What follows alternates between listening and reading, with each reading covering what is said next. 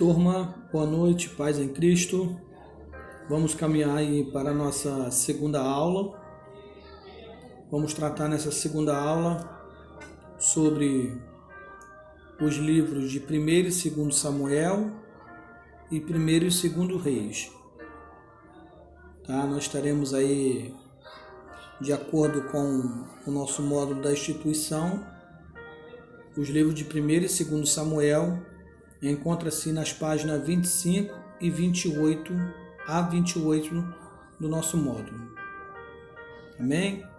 Que Deus venha nos abençoar, que venhamos ter mais uma aula produtiva debaixo da orientação do Espírito Santo. E então eu quero começar a nossa aula aí falando sobre os livros de 1º e 2º Samuel. Os livros de 1º e 2º Samuel testemunham uma época de transição, quando Israel deixa de ser uma teocracia e passa para uma monarquia, semelhante aos países vizinhos.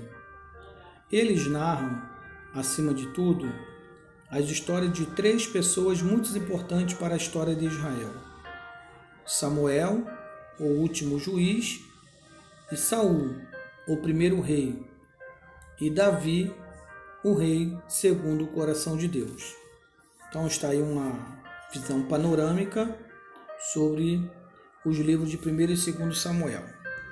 Próximo slide, nós vamos tratar especificamente do primeiro livro de Samuel. Esses assuntos do primeiro livro de Samuel, ele vai pegar historicamente dos juízes até os reis de Israel. Tema do primeiro livro de Samuel: estabelecimento de Israel como reino teocrático.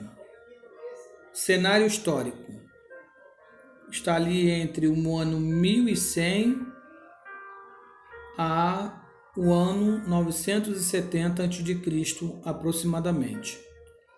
Versículo-chave encontra-se no capítulo de número 12, no verso de número 13. Sugiro que vocês deem uma lida para que os irmãos possam compreender melhor.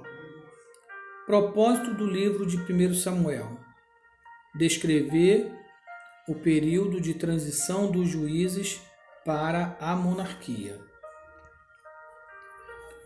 Qual o objetivo dos livros de Samuel?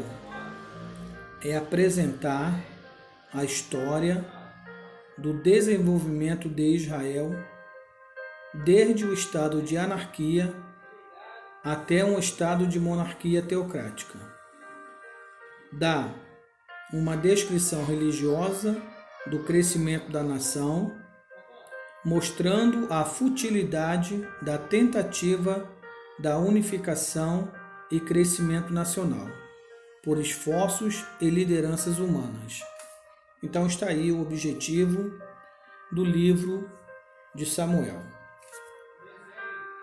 Próximo slide, nós vamos aí discorrer sobre como estava o estado religioso da nação.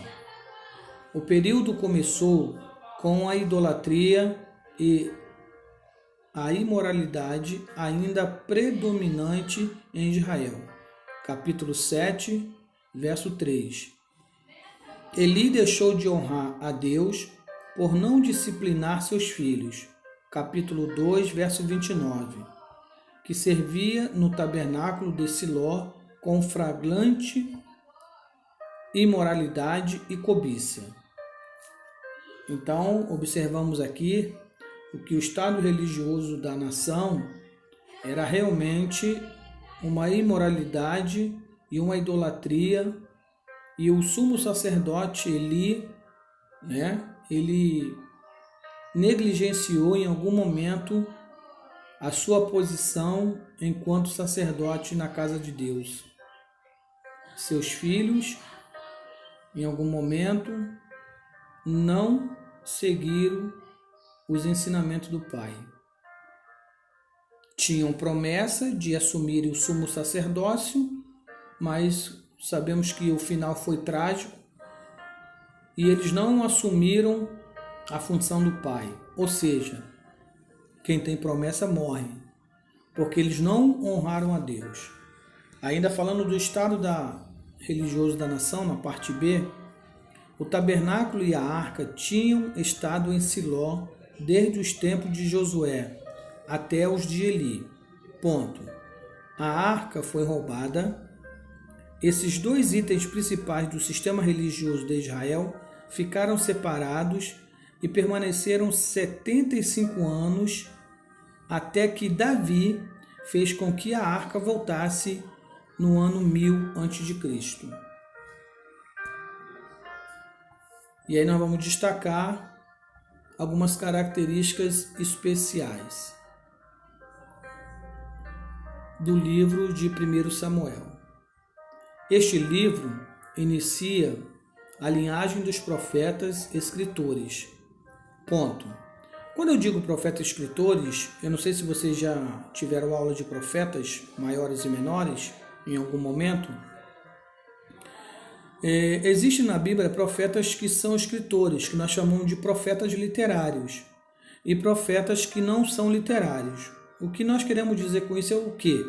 São profetas que atuaram, mas não existem livros canônicos escritos com seus nomes. Por exemplo, profeta Elias, profeta Eliseu. São dois profetas que se destacam muito nesse período, principalmente no segundo livro de Samuel, mas eles não têm livros escritos, canonizados com seus nomes, pelo menos no cânon, da Bíblia protestante. Pois bem, continuando a leitura aí, dentro das características especiais do livro, vamos continuar a leitura. Desta época em diante, o profeta está em maior evidência do que o sacerdote em Israel. Abram aspas, escola de profetas, fecham aspas, começaram durante a liderança de Samuel, está no capítulo 10, no verso 5, no verso 10, e confere em segundo livro de Reis, capítulo 2, do verso 3 ao 5. Moisés havia predito a vinda do reinado. Deuteronômio 17, do verso 15 ao 20. Samuel era um juiz itinerante. Está lá no capítulo 7, do verso 15 ao 17. Vamos destacar alguns ensinamentos notáveis nesse livro de 1 Samuel. Tanto Eli como Samuel eram homens de piedosa integridade. Entretanto, negligenciaram seus próprios filhos, com resultados trágicos. Capítulo 2, verso 12 ao 17 e capítulo 8, verso 3 ao 5. A Arca do Concerto era uma bênção para o povo de Deus, mas uma maldição para os inimigos do Senhor. Está lá no capítulo 5. Quando você observar lá, vai falar sobre o Deus Dagon. Dá uma lida para você compreender melhor. Destacamos ainda ensinamentos notáveis que nós podemos aqui destacar. Saul foi escolhido do povo para ser rei. No sentido natural, possuía as qualificações. Ponto. A grande deficiência foi a falta de apreciação espiritual. Seus erros foram: 2 pontos. Primeiro, a impaciência ao esperar por Samuel. Capítulo 13, do verso 8 ao 14. Segundo erro, impetuosidade no calor da vitória, voto atrevido. Está lá no capítulo 14. Terceiro, desobediência ao mandamento de Deus, agindo por conta própria. Está no capítulo 15. Então, além desses erros, especificamente, que nós detalhamos, além deles, ele também tinha um insano ciúme de Davi. Destacamos agora, no próximo slide, contribuições singulares no livro. Samuel, aquele que unge reis, está no capítulo 10, capítulo 16, verso 13. Observamos que ele vai ungir o primeiro rei de Israel, Saul, vai ungir Davi. Samuel era profeta, capítulo 3, verso 20. Atuou como sacerdote, capítulo 7, verso 9. E juiz de Israel, capítulo 7, verso 15 ao 17. A famosa oração de Ana, capítulo 2, do 1 ao 10. A figura trágica de Eli, capítulo 2, verso 12 ao 36. A arca perdida, capítulo 4 ao capítulo 6. Saul, a escolha de um rei, abram aspas, alto, fecham aspas, capítulo 9 até o capítulo 15.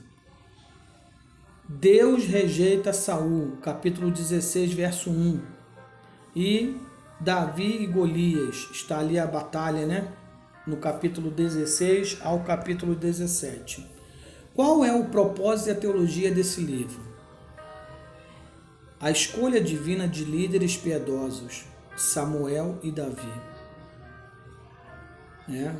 Independente das suas falhas, não estamos tratando de impecabilidade, mas eles eram líderes piedosos. Outro propósito e teologia do livro: a vitória de Israel está ligada à fidelidade e à responsabilidade moral dos líderes de Israel. Ainda encontramos outro propósito e teologia: a transição de liderança do período teocrático para a monarquia. E por fim, demonstra que Deus é o Senhor da história. E aí nós encontramos, estamos aí na reta final da apresentação da disciplina, o valor teológico e ético do livro. Primeiro valor teológico e ético: Deus é livre para escolher líderes para o seu povo. Voltamos a falar sobre a escolha, a chamada. Deus chama, escolhe aquele que ele quer para liderar o seu povo. Segundo valor teológico e ético do livro: que Deus quer um povo, abram aspas, que lhe agrada, fecham aspas. A voluntariedade, que faça por gratidão. E terceiro valor ético e teológico: os cristãos devem respeitar os líderes que Deus escolheu, enquanto estiver na direção de Deus. Você vê que a liderança de Saul começou bem, mas terminou mal.